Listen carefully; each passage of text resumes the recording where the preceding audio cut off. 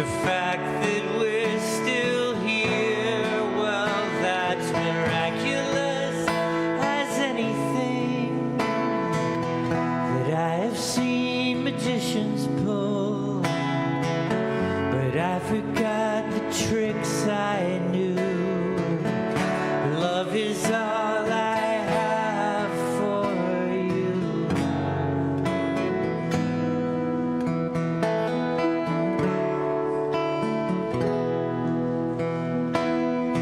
Love is all I have for you. Love is all that's left after the wind has blown the chaff away. I laugh at what I tried to save, and disappointment's just a lens to magnify what might have been, but none of that was ever true. Love is all I have for you. I close my eyes, I'm a child by the water, casting stones so circles spread.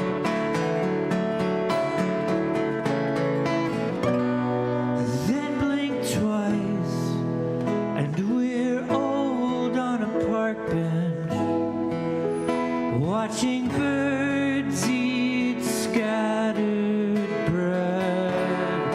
In between, we lost track of time,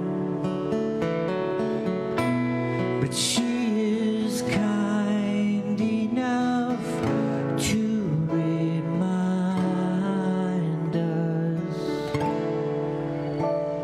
The little space between goodbyes is really only pocket-sized. I carry you around with me in case I need some sympathy. This fear that we're not good enough will disappear when morning comes, 'cause none of that was ever true. Love is all I have for you.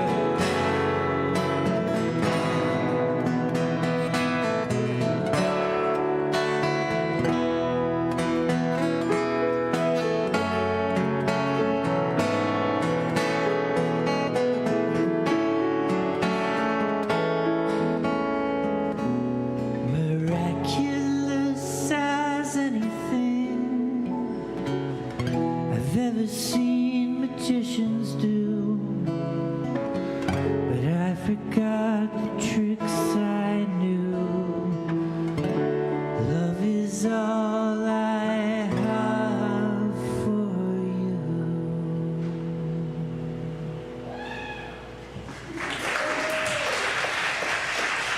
Thank you.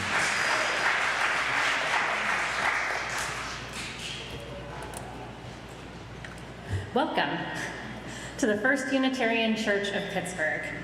Today is April, I believe 13th. I'm Stephanie Pulowski, commissioned lay minister with this church. For those with visual challenges, I'm in my late 40s, I'm wearing pink glasses, I have curly brownish graying hair, and I'm wearing a black and beige and purple dress. With me today is the Reverend Gavin Walton. He is the pastor of Grace Memorial Presbyterian Church in Pittsburgh's historic Hill District. Gavin is a native of Pittsburgh and a graduate of Central Catholic High School, Duquesne University, and the Pittsburgh Theological Seminary, where he is currently enrolled in the Doctorate of Ministry program. Since his ordination in 2017, Gavin has become a fixture in the Pittsburgh Presbytery, working with its younger members, developing new ministers, and sharing ministries, and sharing his skill with a host of community groups citywide. Through dynamic preaching and teaching, he seeks to spread the gospel of God's love and justice to the Hill and beyond. Gavin is the co-organizer of an anti-racist interfaith leaders group in the Pittsburgh area. This group was created out of the 2020 Oakland Vigil for Black Lives, which Gavin also co-organized. The group consists of various clergy and non-clergy leaders who seek to support one another in the anti-racism work they do in their respective congregations and communities. It's quite a pleasure to have him here while Reverend Kate is off. Thank you for joining us. And you are all welcome here. If you are watching now or in the future, you are welcome. If you're a longtime member or brand new, you are welcome here. We Unitarian Universalists are one people of many beliefs, many origins, sexualities, and genders. We're a multi-faith religious community where all are welcome, diversity is celebrated, and questions are expected. We are all growing, all learning, all loved, just as you are welcome. If this is your first time with us, we would love to be in touch with you. If you have not already done so, please go to our welcome desk in the atrium. Or if you're watching us on YouTube, visit our website, just Google First Unitarian of Pittsburgh, and sign up for our weekly newsletter found at the bottom of the page. Our annual congregational meeting is Sunday, May 18th at 5 p.m. This year it will include a potluck dinner. There'll be childcare available with reservations by May 11th. Please put it in your calendar. I will say this year is going to be a fun year. Hopefully we'll make it more fun than past congregational meetings have been. And free dinner, potluck. Anytime you add food to it, makes it better. I invite you now to take a deep breath. Arrive in body and spirit and picture yourself connected to all others who are watching today and in the future. We turn now to our chalice.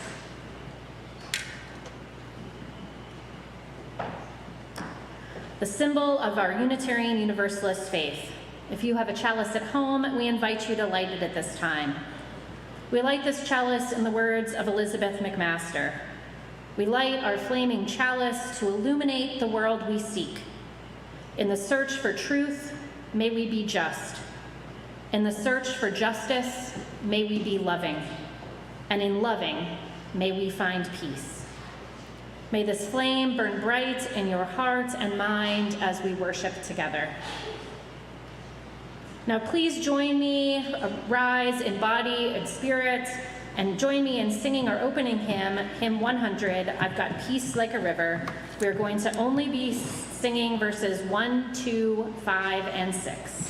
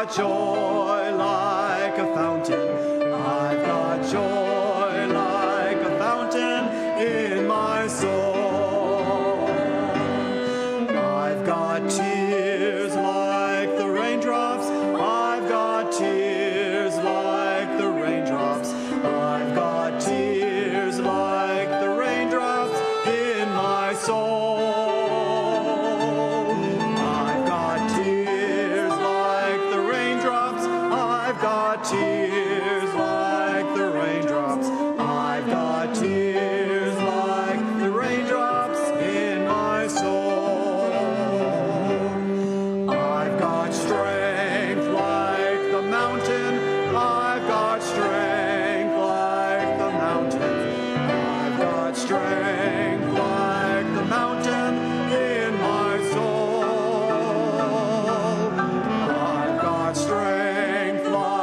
a mountain. I've got strength like a mountain. I've got strength like a mountain in my soul.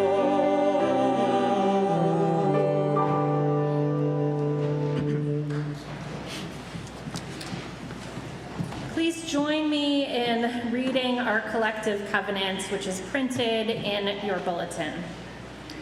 We covenant to affirm and promote the inherent worth and dignity of every person, justice, equity, and compassion in human relations, acceptance of one another, and encouragement to spiritual growth in our congregations, free and responsible search for truth and meaning, the right of conscience and the use of the democratic process within our congregations and in society at large, the goal of world community with peace, liberty, and justice for all, respect for the interdependent web of all existence of which we are a part, journeying towards spiritual wholeness by working to build a diverse, multicultural, beloved community by our actions that accountably dismantle racism and other oppressions in ourselves and our institutions.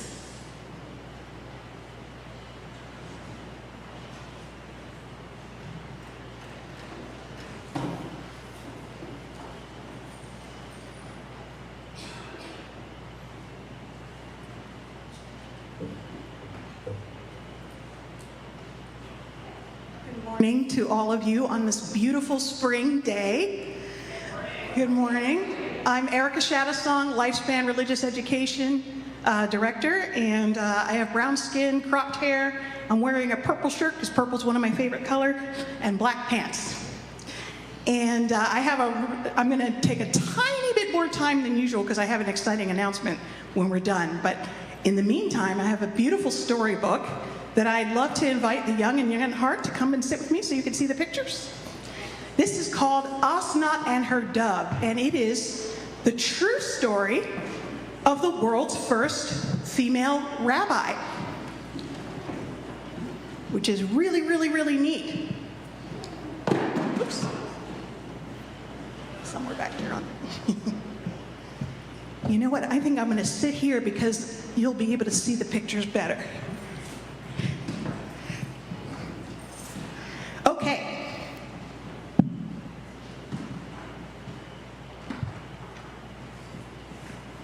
Almost 500 years ago, when almost everyone believed in miracles, a baby girl was born in the Middle East. Her name was Osnat. Nobody knew it yet, but she would become the first female rabbi in history.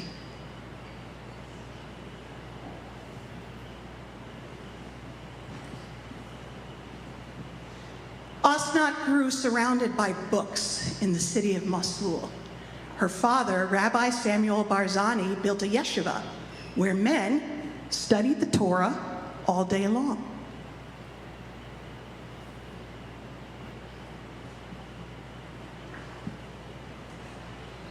Because Rabbi Barzani often traveled from town to town, building more yeshivas, Osnat spent many hours alone with books.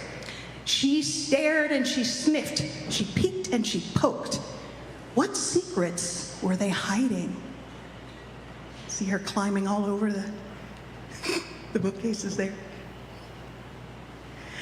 Show me how to read, she begged her father one day. Rabbi Barzani said, girls spend their time on chores. Reading is for boys. Can you believe that? But Osnat replied, you don't have any boys. If your daughter wants to learn, why not teach her? And so he did.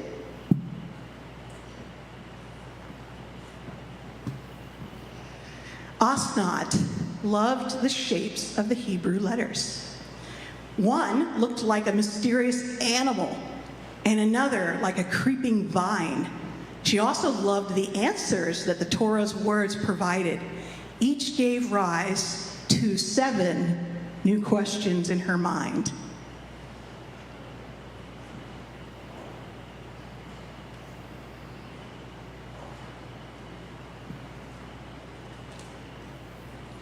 During one of her father's travels, Osnat watched from her window as a white dove landed in a nearby tree. She brought him some leftover kuba from her dinner and dropped it into his open beak.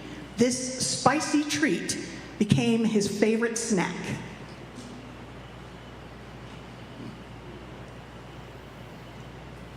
Over time, Osnat read to the dove whenever she was lonely.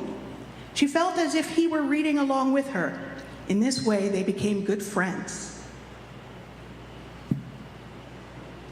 I think I read a book to an animal at some point in my life. One day, Rabbi Barzani returned from a long trip and gazed at his daughter. "You look very grown up," he said.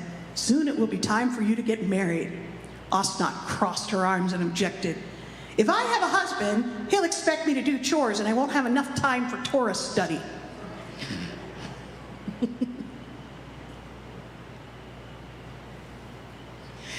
Rabbi Barzani agreed that that would be a waste of Osnat's curious mind. So he told all the young men who came to visit that they couldn't marry his daughter unless they promised to excuse her from doing chores. I'm laughing because I'm wondering what that house looks like. The men were shocked. No cooking? No cleaning? No thank you.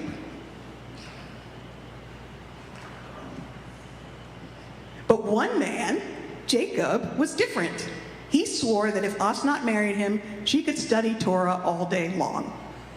Osnat smiled and asked her father to write up her ketubah, her wedding contract. Then she married Jacob, dancing outdoors as musicians trumpeted on the zurna and drummed on the davul. They had a great big party outside. Jacob kept his promise, and the couple raised a happy family. But eventually, Rabbi Barzani passed away. Osnat cried, missing her father, and the dove cried with her.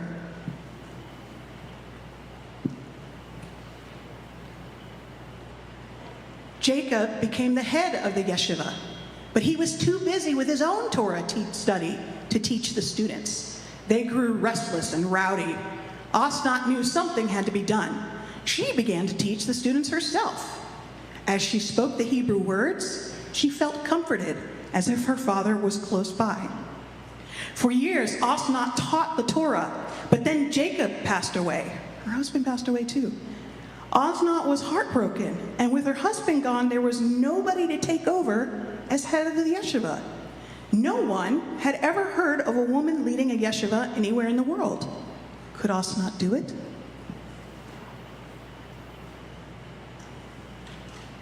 Did I show you these pictures? I don't think I did.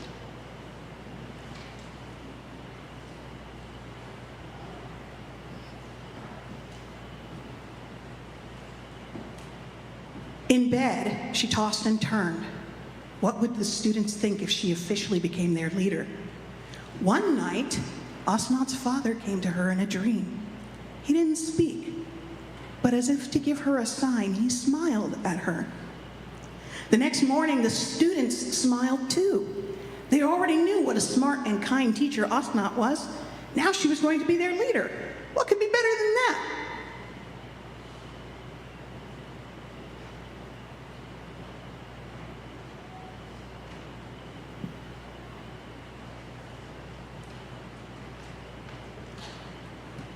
One day while Osnat was home, preparing her Torah lessons, she heard loud noises through her window.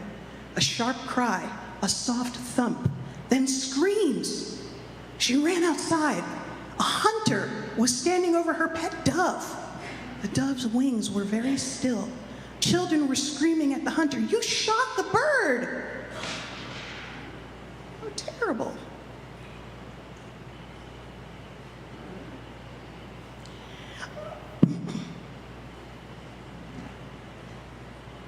Osnat didn't say a word. She took her beloved pet inside and closed the door. The hunter and the children waited outside. They waited and waited and waited. Finally, the silent air filled with rustling. The door opened and the dove came flying out. The crowd looked at Osnat with astonished eyes. Has she healed them? Does she have special powers? Did she heal them?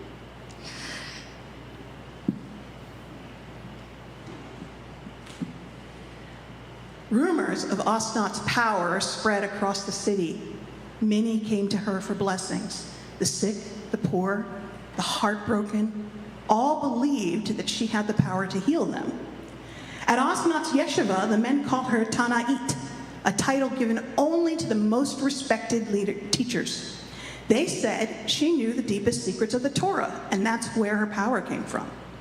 Rabbis from near and far began sending her letters. One called her my mother, my rabbi. Rabbi means teacher.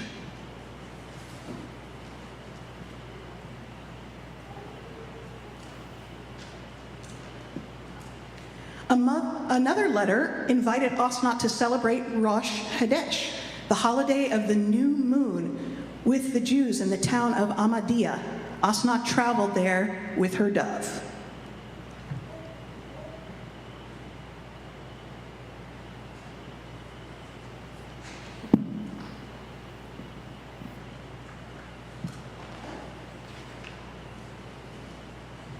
When she arrived, Osnat was disappointed to see that the townspeople were celebrating inside their synagogue in the weak light of a few candles. Come and dance outside, she said, in the light of the beautiful new moon. They celebrated under the open night sky, dancing and singing, until they smelled smoke. It was a good thing they were all outside. The synagogue was on fire.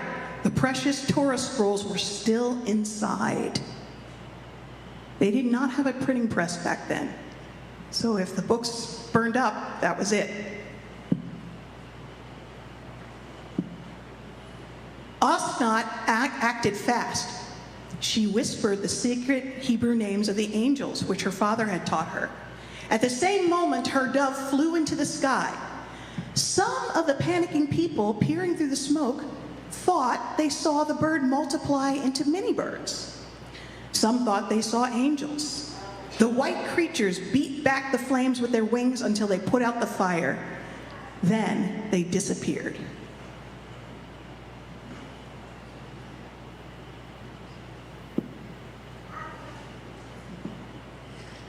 When the smoke cleared, the townspeople found that the synagogue was not burned. The Torah scrolls inside were not burned either. The people were so grateful to Osnat that they renamed the synagogue after her. After a long life of leadership, Rabbi Osnat Barzani died and was buried in Ahmadiyya. People came from all over to visit her grave. They continued to ask for her blessings, believing that she had the power to heal them. Today, her story lives on in the legends of Iraq. They tell of a woman with a curious mind, a kind heart, and according to some, miraculous power. The first female rabbi in history. The end. Nice story, right? Okay, as you go back, we're going to head to our classes, but I have a special announcement to make. What is next week? Sunday next week is Easter, and what else? Egg hunt, yes. It's also Earth Day. Did you guys know that? So we have an Earth Day themed Easter next week. We're all in the service, and then we have the egg hunt afterwards. So instructions and information will come out in email, but if you're here, if you're not out of town, be here, okay? All right.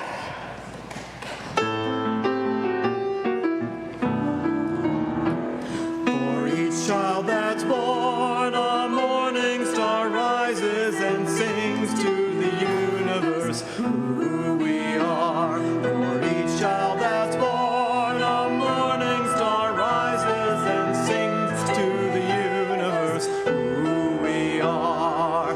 We are our grandmother's prayers, and we are our grandfather's dreamings. We are the breath of our ancestors. We are the Spirit of God. For each child that's born, a morning star rises and sings to the universe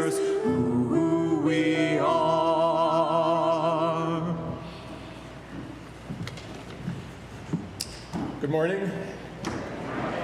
Hi. So my name is Bob Mitchell. I'm here to talk about the capital campaign, which my wife Linda and I are really pleased to support. So I have the feeling, and I think many of you do too, that there are a lot of people out there that are actually UUs, but they don't realize it yet. So I'm going to share first a story of how I first suspected that I might be a UU. I'm afraid this is a long time ago, like 40 years ago. I was going to grad school at Carnegie Mellon, and I lived in an apartment down Moorwood. So every day, twice a day, I walked past the church. And at that time, there were two signs, in the corner of the property there. One sign had the title of the sermon that week, and the other sign listed a subject and a speaker for what we would call the forum now, but it was called the roving roundtable in those days. And so I saw topics that indicated that the people here were engaged in things that were important to me. On the other hand, I was really hesitant because my religious experience was a negative one involving fundamentalism. But one week the topic was about what came to be known as the Iran-Contra affair. So some of you remember that. It was quite a scandal at the time, but it seems very tame compared to what's going on in the world right now, I have to say. Anyway, so I finally decided to stick a toe in the water. I went into the church and I learned that the round table was downstairs. And so going downstairs, I guess I was stepping into the basement pretty much as it was in 1904 with some wear and tear. Not a great looking place. But the talk and the discussion were really good. And so I was kind of left with two impressions. One was a church whose congregants seemed to share my values, but also a church where the physical appearance wasn't maybe that appealing. But the values part definitely won out. And in the 40 years since then, we've had many capital campaigns and many improvements. If you look, the sanctuary is now beautiful because one of the things that was done was to really clean it up. The basement's been remodeled, obviously. We have a beautiful garden lobby with an elevator, and the forum is now in the Schweitzer room. In fact, the forum just restarted this past year, and just like 40 years ago, it gives the opportunity to explore things that are really important to the people in this church. And for me, that is especially about environmental justice. And a lot of our environmental justice is outward focused to the rest of the world. But a key part of it is what we call minding our own store. And that includes things that we've done before to reduce our carbon footprint. This sanctuary and the spaces below are heated and cooled by a geothermal system. It operates very efficiently because it basically uses the heat in the ground where the temperature stays the same all year round. And in 2023, a solar array was put up on the Mason wing, and I think it supplies about 30% of our electrical energy. Also, all of the lights except here in the church were replaced with LEDs a couple of years ago. And so now we have a new capital campaign going on now that will allow us to continue reducing our carbon footprint. The new Mason wing HVAC system will be far more efficient, I think, and comfortable. And you heard about the 70-year-old boiler last week from Brian that's held together by Hope. So we'll fix that. There's also going to be new energy-efficient windows on the Mason wing. And as discussed last week, these wonderful lights here are incandescent, and they mainly produce heat and a little bit of light. So we're going to fix that and put in LEDs. Another goal of the capital campaign is redoing the outdoor space between the church here and Ellsworth Avenue. And there's beautiful renditions of that downstairs from Jim Patrick, I guess, and they're wonderful to look at. It includes a sweeping ramp from the corner that goes up to the Ellsworth entrance, and you can clearly see that it's wheelchair accessible. And for me, that change, it just feels like the church is opening its arms to the community. And it'll present an invitation to people that are passing by, as I did 40 years ago. It'll make it easier for them maybe to discover that, they are really UUs if they don't know it yet. And if they do, more people join us, they can help us build the power that we want to achieve the more just world that we seek together. Thank you.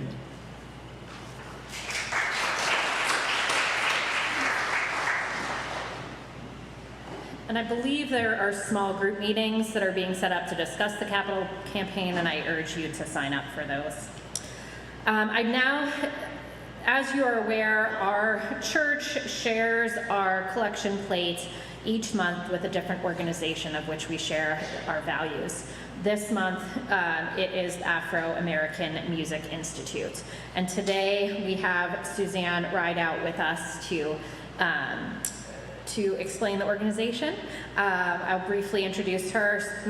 Suzanne Rideout has been passionate about music. After working as an international flight attendant for U.S. Airways for over 30 years, Suzanne clipped her wings, got a degree in political science from Chatham, and delved into her passion for the arts via the nonprofit world. She joined the board of the Afro-American Music Institute 6 years ago and is currently serving as its vice chair. A longer bio is in your order of service. I'd now like to invite Suzanne to please come up. Welcome, Suzanne.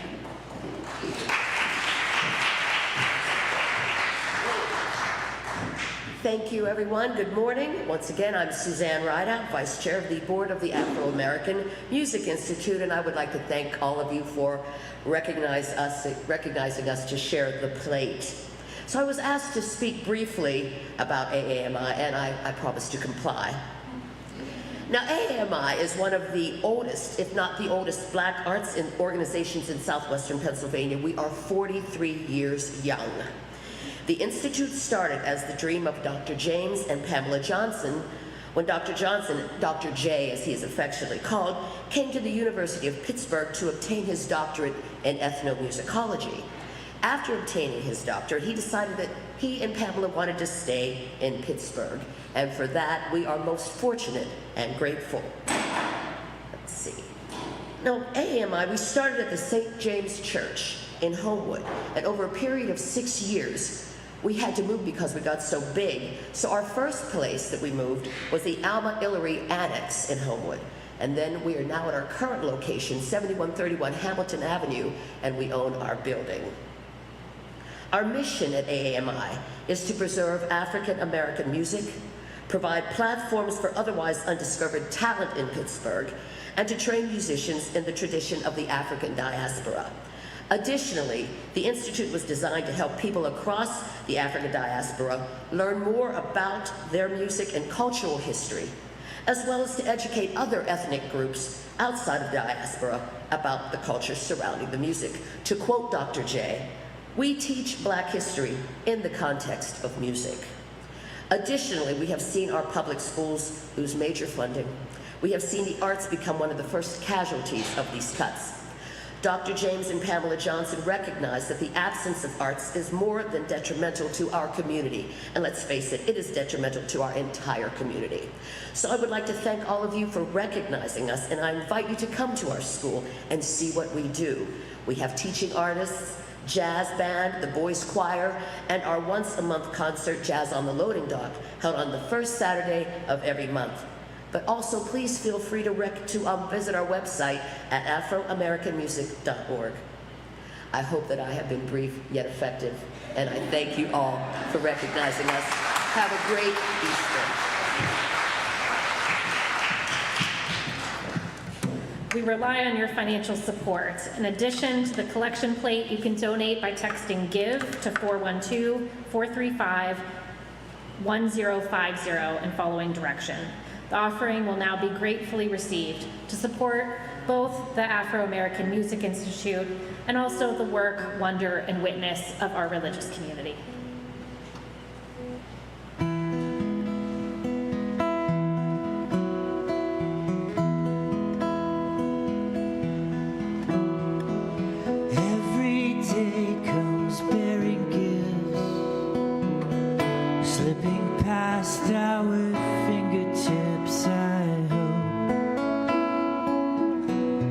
get to do it again.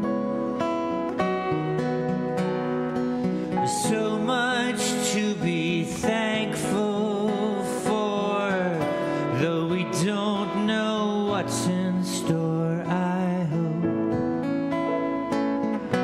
we get to do it again.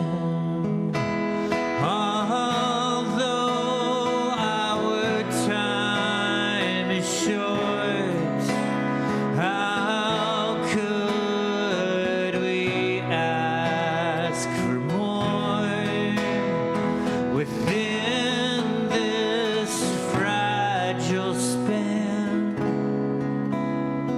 I hope we get to do it again.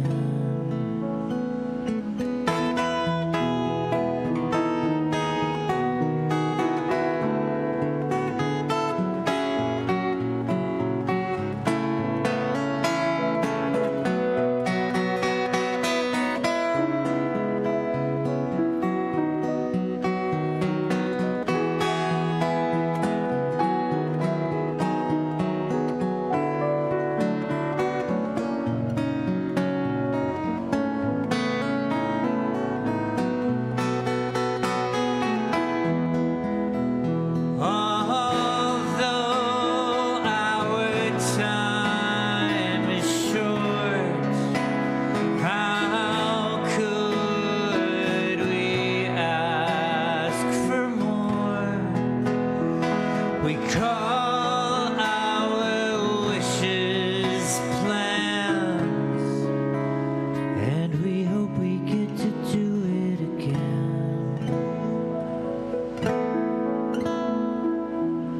Every day comes bearing gifts, slipping past our fingertips. I hope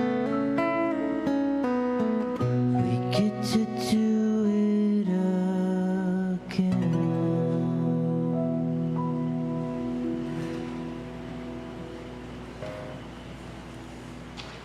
As we move to our time for joys and sorrows, I'd like to acknowledge the joy of having Brad Yoder with us again. It is always such a joy.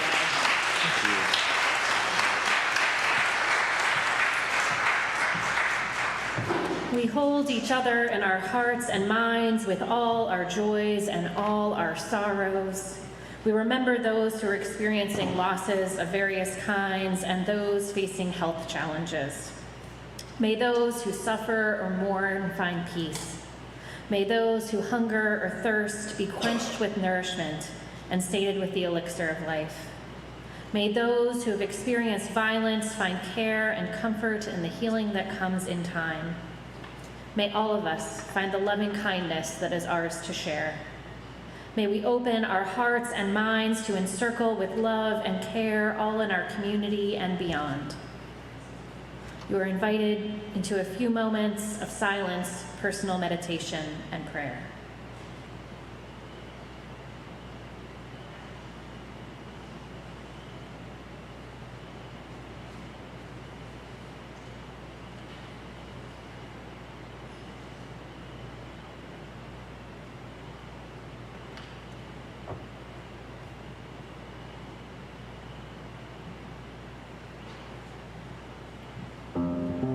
Words of Laura Cowton. Spirit of compassion, source of life, God of many names, we gather today in gratitude for our many blessings, for being in community, for the tender mercies of our lives. We also ache with grief, concern, and anger about the terrible violence in the world and the human capacity to inflict harm on one another. We pray for those with power to create peace, that they may recognize the fragile and valuable humanity of those across from them and see how we are all one. Holy Spirit of mercy, may all who seek comfort and safety find themselves in a place with no fear or hatred. And may all who suffer in pain or anger be held in gentle, loving care to ease and heal their wounds. As we seek to build the beloved community, may we ever be guided by our faith in the ability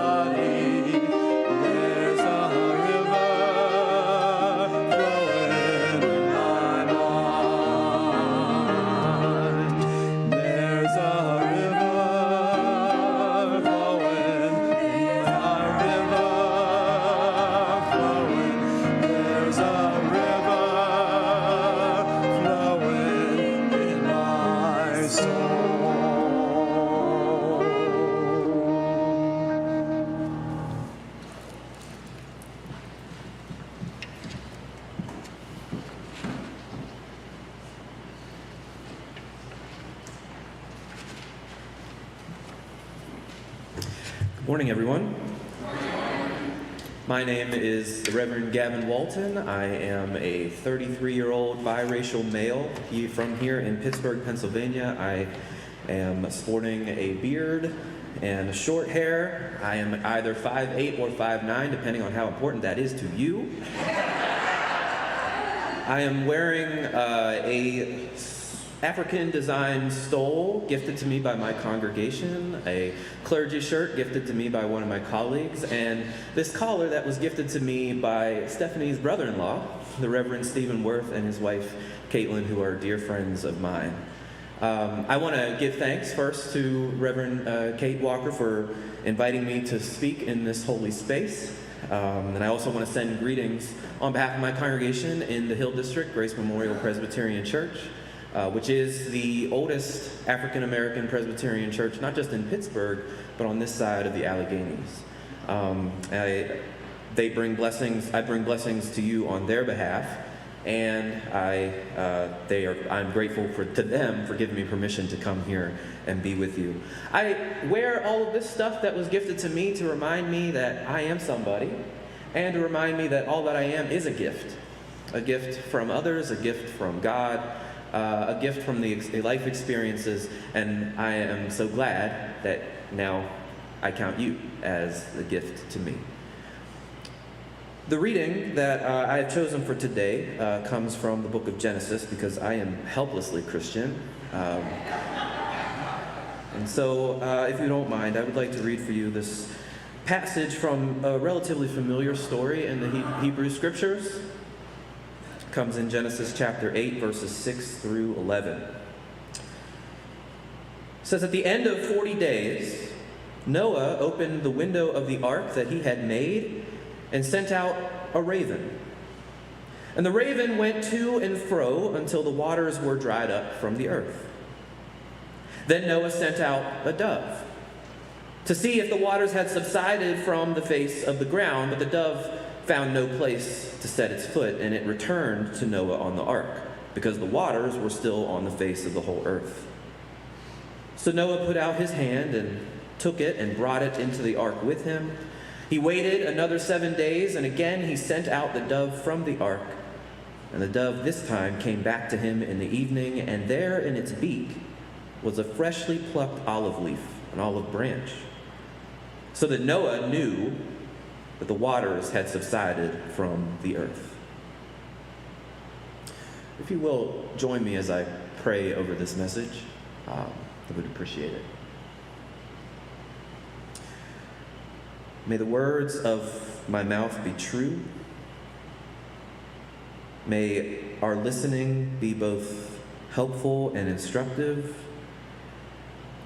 May the meditations of all of our hearts form us into people who are committed to working toward a better world.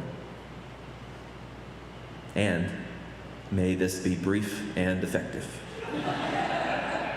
Amen. Have you ever been bird watching? A couple nods, just like on your porch. Or maybe officially, you go out in the woods with binoculars and such. I've lived in the Pittsburgh area my entire life, but until recently, I never really appreciated the great variety and diversity of aviary life in this area. I mean, in my neighborhood alone, up in Highland Park, I have seen cardinals and blue jays, woodpeckers and robins, hawks and eagles. In fact, we have this one hawk that flies around my neighborhood all the time, and it's a big old thing, and it's something that I was acutely aware of when I had a small little chihuahua. Because, it will sometimes, you have to look out. You have to look out. They can pick up a small dog pretty easily. But, they're terrifying, but they're also amazing-looking creatures. And go down to the river, you'll find geese and ducks and maybe even the occasional swan. You hang outside long enough, you might mess around and run into the worst bird of all of them. I'm, of course, talking about the wild turkey. I hate turkeys. Those suckers are mean. Have you ever had a run-in with a turkey? I've been chased by a turkey more times than I'd like to admit. Because they always roll up in packs, like a bunch of gangsters like terrorizing the neighborhood. And one day, on Thanksgiving, I kid you not, one day there were a bunch of turkeys in my backyard, and I was a kid, and I messed with them, and they ran after me. And ever since that day, I don't mess with turkeys. They're crazy. When I see them, I cross the other street. You know what? This is getting off track. My point is, different birds, different temperaments, different preferences, different behaviors. Some like to nest, others like to roost. Some like to fly, others are stuck walking around on the ground. Some are predators, some are prey. Some you can watch for hours and marvel at their resourcefulness or how they care for their chicks or how they sing their song. Others make you tremble in wonder and in awe. You can learn a lot by looking at birds. To that end, I wanted to pay attention to the two birds that were featured in the reading that I just shared from the book of Genesis. This comes from that familiar story of Noah's Ark in the Hebrew Bible. It's a well-known tale, but in case you are unfamiliar with it or just need a recap, this is an ancient myth that sets us in a time when humanity had reached a point of wickedness that was just out of control. Rampant violence, unchecked immorality, abuse, and exploitation of the earth. The world, according to this story, had become unsustainable, ethically, ecologically, existentially. Humanity and the planet were not flourishing. And so the Creator God decides to intervene, not primarily as a punishment, but as an act of cosmic reset, a cleansing, a purging, a starting over. This God causes a great flood to come over the entire earth. It rains heavily for 40 days and 40 nights, killing everyone and everything. Every person, every creature, everything that has breath was annihilated in this flood, save, of course, for Noah, his family, and the animals he brings upon the ark. After the rain subsides, Noah looks out and he sees a world covered in water. There's no dry land in sight, just a sea of destruction, a sea of chaos, a sea of death. A world broken and torn apart both by human failure and by natural disaster. Even though the rain has stopped, Noah can't leave the ark just yet, right? It's not safe out there. So he sends 2 birds to check for him whether the coast is clear. The first bird he sends, we're told, is a raven. I don't know if you've ever seen a raven before, but it's a decently sized black bird. It is intimidating and foreboding, cunning and opportunistic. I know it's risky to say this in Pittsburgh, but a pretty appropriate mascot for a sporting team. Noah's raven is supposed to fly out until it finds dry land, right? It's supposed to go scout out the area. But the text says that instead of doing what Noah wanted it to do, it flies to and fro around the earth, right? It just kind of hangs out on this extended joyride for the duration of the flood, which was about 150 days. For 150 days, it just flies around the planet. Now, you might be wondering to yourself, as I did, how and why? How could the raven survive in this flooded world? Why wouldn't it come back to Noah? Why would it want to stay out there and not on the ark where it's safe? Well, ravens are scavengers. They consume garbage and waste and carrion. According to my Google research, again, I'm not an ornithologist. Matter of fact, I just learned what that word was this morning.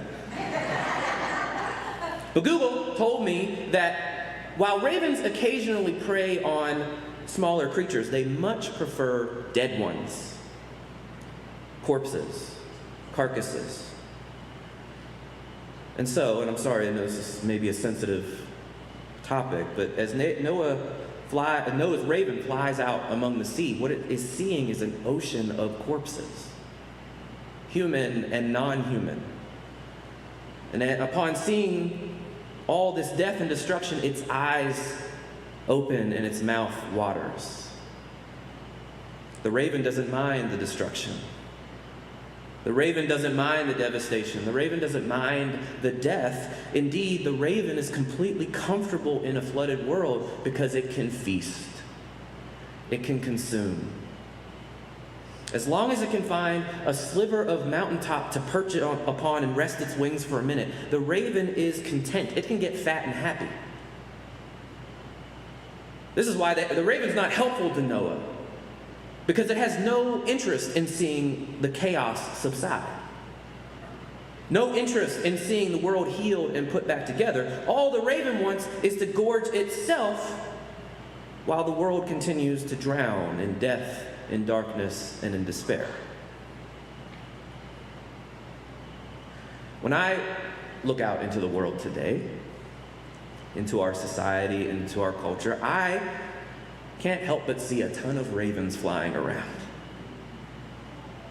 There are a ton of people who are perfectly content with the world broken as it is. A ton of people who recognize how messed up things are, but will have nothing to do with making them right. A ton of people who take to the internet to complain about whatever is going on, but won't lift a finger to work toward a solution. A ton of people who would much rather things just continue to be wrong. And the reason for this, I sincerely believe, is that they don't actually want wholeness and healing for the world, because while the chaos and the death and the destruction are unseemly and unfortunate, still gives them something to eat. Still gives them something to capitalize on. I don't know if you know this, but war is profitable. Sickness and disease are profitable. Fear and unrest and division are extremely profitable. If the world was set right tomorrow, if everything was just great, like with the magic wand, and everything was as it was supposed to be, there would be so many people out of a job. You know, like the media would have nothing to say. The police would have nothing to do. The gun lobby would be defunct. The medical and pharmaceutical industry would collapse. Twitter and Facebook and all those meme accounts, they'd lose all their engagement. We, and by we I mean humanity, us, we have the means to address the critical issues of our world. We do. We have the means to address the climate crisis. We have the means to give food and shelter to everyone on earth. We have the means to eradicate life-threatening plagues. We have the means to build a peaceful and prosperous earth for all, but the ravens, oh, the ravens, they would have none of that. Whether it is because of greed coupled with a selfish zero-sum mentality, or this need to feel needed, right, to preserve power by keeping other people in crisis, or by just simply having the convenience of benefiting from the status quo. The ravens don't want a better world. They don't want the waters to dry up. They don't want life to spring up again. They don't want creation to heal, because then they wouldn't have anything to eat and their joy ride would end. Noticing that the raven didn't return, Noah sends out another bird. This time it is a dove. Unlike the raven, a dove is not comfortable in the flooded earth. It flies out looking for land, but when it doesn't find any land, it comes back to the ark. Because doves are not scavengers, doves are herbivores. They eat seeds and berries and herbs. So they can't survive too long in a world without any foliage. He has to go back to the ark to find its food. So it goes on for a minute, but then Noah waits a little while longer, and sends out the dove once more, and this time it comes back. And not only does it come back with something in its mouth. It comes back with an olive branch in its beak. And this olive branch is a sign. It's a sign that the waters have started to recede a little bit. It's not completely safe out there yet, but it's getting there. It's a sign that the world is healing, that the devastation is ending, that life is springing up again. And while it's not time to leave the ark just yet, the world is still treacherous and terrifying and traumatizing. Even still, the dove and the olive branch symbolize the possibility of a world set right. Of course, the dove is one of the most famous international symbols of peace. The olive branch itself is featured on the emblem of the United Nations as well as the US dollar. Combined, the dove and the olive branch have endured as symbols of reconciliation and harmony.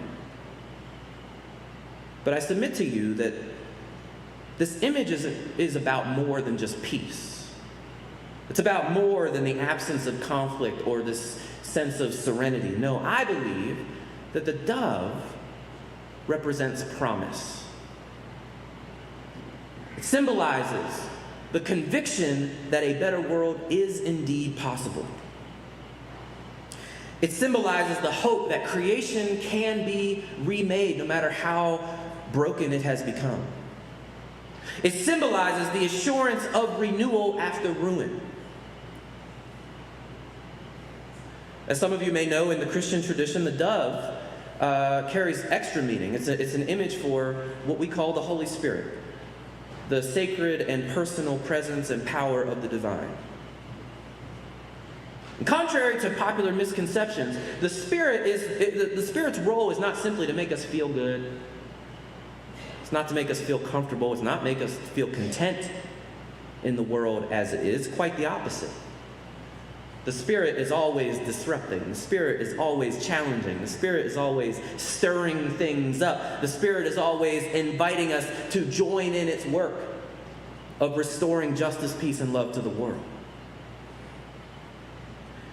While we are still waiting for the floodwaters to recede, even now, the Spirit keeps flying back to us to remind us that not only is healing possible, but that it will happen, that it's guaranteed to happen by a power higher than us. And not only that, but that wholeness and that healing and that peace can be experienced here and now, even if in small little ways. Folks, I came here today to encourage you, not to depress you. I wanted to encourage you that the divine Spirit, that same Spirit I've been talking about, that same Spirit that's represented in this story, that same Spirit, however you name it, however you understand it, that same Spirit abides in and with you and around you. You possess the power to be a light in the darkness, a dove in a world full of ravens. You who yearn for peace, you who hunger for equality, you who thirst for justice, you have been offered an olive branch. And the olive branch that you hold isn't just yours to look at and go, whoa, this is nice. No, you are called to extend that to others, to take that to others in the world who are despairing, to show them that your hope is real. Yes, it is still raining out there. Yes, the earth is still flooded. Yes, things are still chaotic, still terrible, still scary. I'm not trying to tell you to be blind to the devastation of the world. I'm telling you to have eyes to see the places where the waters are receding, the places where goodness still abounds. It's not about being complacent or it's not about being just ignorant of the brokenness of the world, and it's certainly not about feeding off of the brokenness of the world as the ravens do. It's about being bearers of the promise. To, in word and in deed, witness to the possibility of life after the flood. May I say one more thing and then I'll sit down? Look, I know you don't have to be reminded of how messed up things are right now. I mean, the problems of our world are plastered in front of our eyes 24/7. Government corruption and wildfires and flash freezes and planes falling out the sky. Innocent people being deported, government agencies being gutted, tariffs roiling the markets, and voting rights being chipped away. And that's all just in the past 3 months. And with each headline comes a flood of fear-mongering and finger-pointing and falsehoods. Everyone is confused, and everyone is concerned, and everyone is scared. And then you've got pundits who are going to get up there on the TV and make a ton of money telling you why you should still be afraid and why you can keep being concerned. Right? You're going to get politicians getting up there to stoke resentment instead of actually govern. You're going to get people on social media who are just putting the most ridiculous things on there in order to get clicks while this country continues to tear itself apart. And I want you to hear all of that noise for what it is, the squawking of ravens. Ask yourself, who benefits from you being constantly anxious and angry and overwhelmed? Who profits when every headline feels like it's the end of the world? Whose interests are served when there's always a new catastrophe to capitalize on? Because there are people, systems, and industries that thrive on you being afraid. And they count on it, and they need you to stay reactive. They need you to stay distracted, and they need you to stay divided. A worked up and worn out public is easier to manipulate. It's easier to sell things to. It's easier to control. It's easier to feast upon. But you don't have to feed into that. You don't have to be their prey, and you certainly don't have to join them in their awful cacophony. You have the choice to be a dove in a desperate world. When everyone else is at each other's throats, either in the nation or in your family or in your church, you can stand in the gap and be a peacemaker. When everyone else is preaching doom and gloom out there, you can be a messenger of hope and goodness. When everyone else is feeding off of the death and despair around us, you can go against the grain and hold out for life. So I said all that, and I just wanted to say, just don't be a raven. Right? And if it's helpful, don't be a hawk, don't be an eagle, and for God's sake, do not be a turkey. Let yourself be a dove. Be a herald of renewal. Be a messenger of peace. Be a carrier of courage in the world around you. And may your life point in word and in action toward the possibility of a new creation in the world in which we all share. God bless you. May we be doves together. Amen.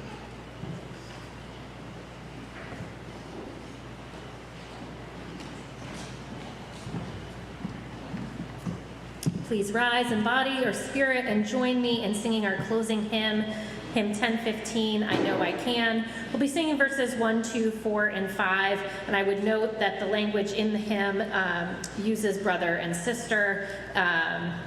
We mean everyone. Use whatever words in place of brother and sister you feel comfortable with.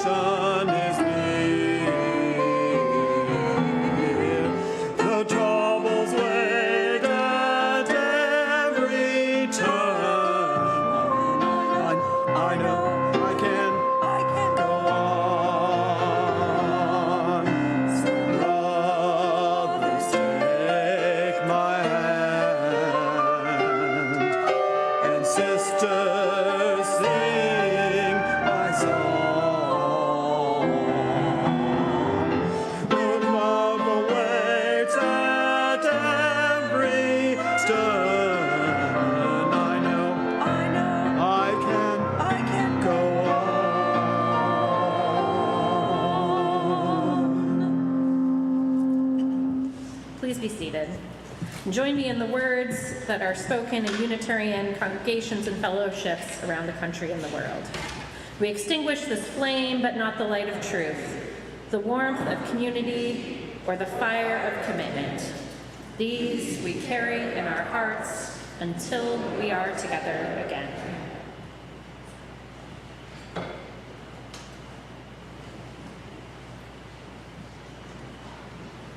Our benediction is the words of Jim McGaw. When I say go in peace, I don't mean go in mindless oblivion.